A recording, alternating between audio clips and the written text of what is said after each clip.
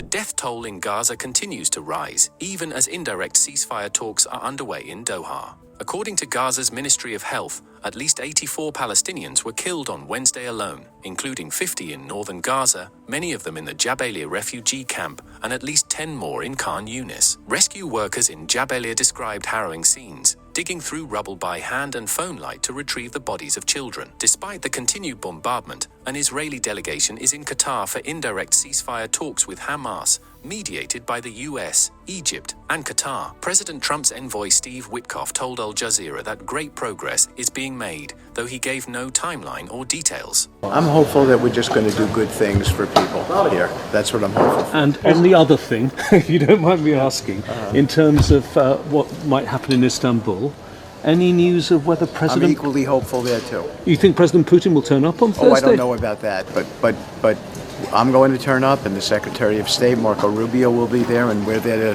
to participate in a peace process. And what would you say right now, given all these efforts, just make it very clear for us, to the people of Gaza right now who are suffering? There is imminent famine according to the UN, there are children dying, there are women dying. What would you say to the people of Gaza right now? I'd say it's a tragic situation, and we're here to make it better, and I think we're going to accomplish that. A short pause in strikes earlier this week allowed for the release of US-Israeli captive Eden Alexander, but Israeli Prime Minister Benjamin Netanyahu has reiterated that the war will continue, ceasefire or not.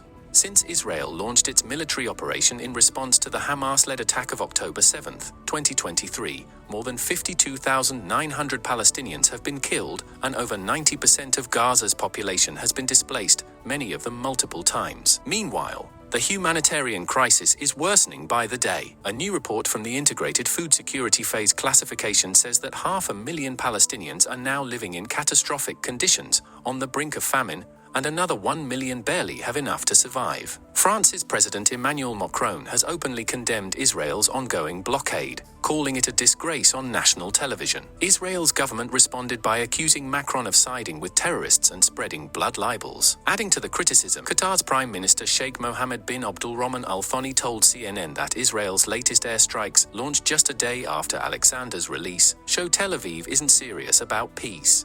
He also dismissed the newly created Gaza Humanitarian Foundation, backed by the US, as unnecessary, saying UN agencies are already equipped to deliver aid but are being deliberately blocked by Israel. The GHF, which says it will begin operating in Gaza by the end of May, is asking the Israeli military to approve locations for its aid distribution centers. But critics say the foundation simply mirrors Israeli talking points and is part of a broader plan to exclude the UN and sideline neutral humanitarian channels. As it stands, Israel has blocked all food, water, fuel, and aid from entering Gaza since March 2nd, effectively using starvation as a weapon of war, a charge raised by several international human rights groups. Thousands of aid trucks remain stuck outside Gaza, and despite repeated assurances, no significant relief has reached the besieged population.